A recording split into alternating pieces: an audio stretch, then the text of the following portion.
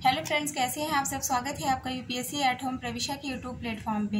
हम जो UP PCS and UPSC की मेंस आंसर राइटिंग कर रहे हैं, जिसमें हमने जो टारगेट रखा है डेली 5 क्वेश्चन की आंसर राइटिंग करने का, उसी सीरीज़ में हमारा ये क्वेश्चन है जीएस पेपर फर्स्ट से। हमारी जो ये मेंस की सीरीज़ चल रही है वो यूपीएससी एंड यूपी पीसीएस के पीवाईक्यू पे बेस्ड है, जो कि करंट के साथ अपडेट करते हुए आप लोगों को कराई जा रही है। आप लोग चाहें तो इस सीरीज़ के माध्यम से अपनी मेंस की तैयारी को और बेहतर कर सकते हैं। तो क्वेश्चन हम देखेंगे, भारत में ग्रामीण सामाजिक संरचना पर वैश्वीकरण के प्रभाव का मूल्यांकन कीजिए। इसके पहले जो हमने क्वेश्चन देखा था वो क्या पूछा गया था कि वैश्वीकरण और निजीकरण को परिभाषित कीजिए और उनके क्या उद्देश्य हैं। तो हमने सबसे पहले उसकी वैश्वीकरण और निजीकरण की डेफिनेशन बताई, फिर उसके उद्देश्यों को बताया, उसके बाद में उन दोनों के बीच में क्या आपसी संबंध है हमने उसको डिटेल में देखा। तो किसी ने भी वो वीडियो नहीं देखा है तो इसके पहले वो आप जो है जाके देख लीजिए। वो क्वेश्चन नंबर 111 है।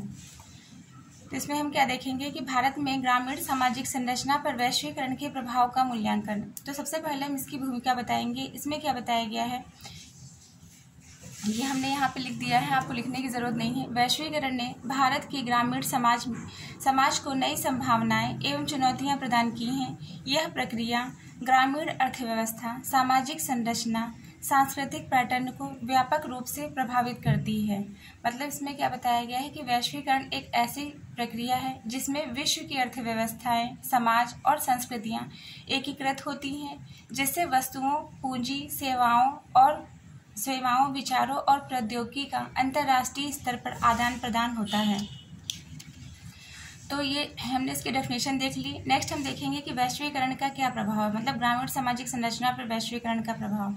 सबसे पहले जब हम प्रभावों की बात करेंगे तो हम क्या देखेंगे कि आर्थिक प्रभाव क्या है, सामाजिक प्रभाव क्या है, सांस्कृतिक प्रभाव क्या है, शिक्षा पर इसका क्या प्रभाव देखने को मिलता है, तकनीकी स्तर पर क्या प्रभाव है, पर्यावरणीय प्रभाव क्या है। तो हम इन सारे प्रभावों के बारे में बात करेंगे। तो सबसे पहला हम देखेंगे आर्थिक प्रभाव। इसमें क्या बताया गया है, आजीविका के संसाधनों में बदलाव।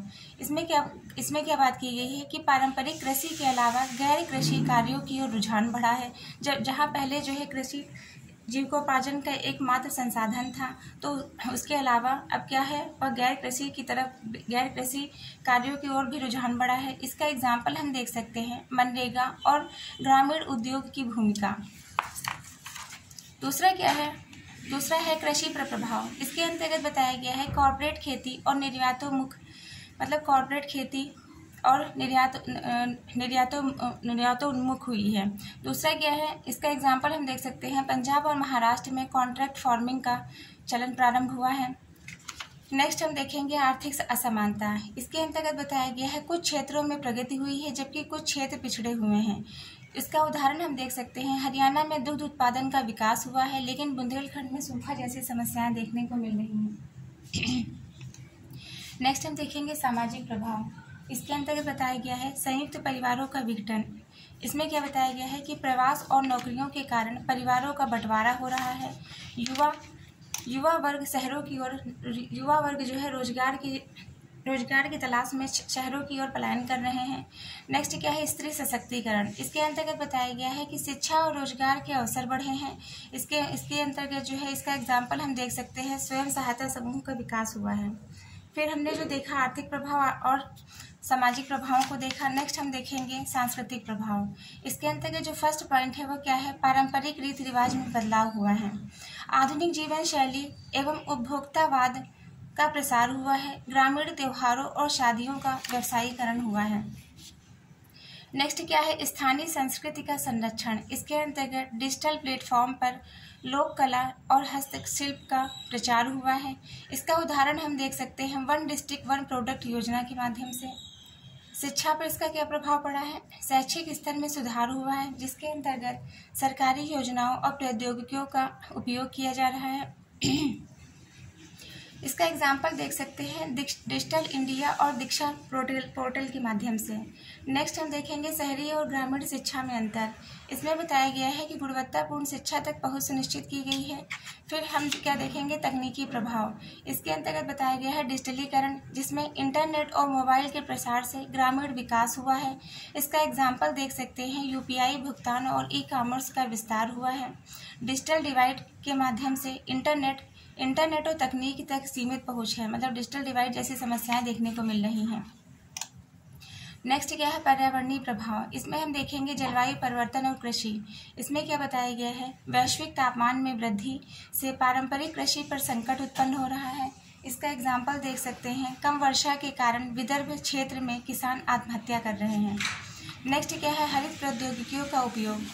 इसमें बताया गया है सौर ऊर्जा और जैविक खेती का प्रसार हुआ है। इसका एग्जाम्पल देख सकते हैं, प्रधानमंत्री कृषि सिंचाई योजना इसके अंतर्गत आती है। तो ये हमने देखा इसके प्रभावों के बारे में कि ग्रामीण संरचना पर इसका क्या प्रभाव देखने को मिल रहा है।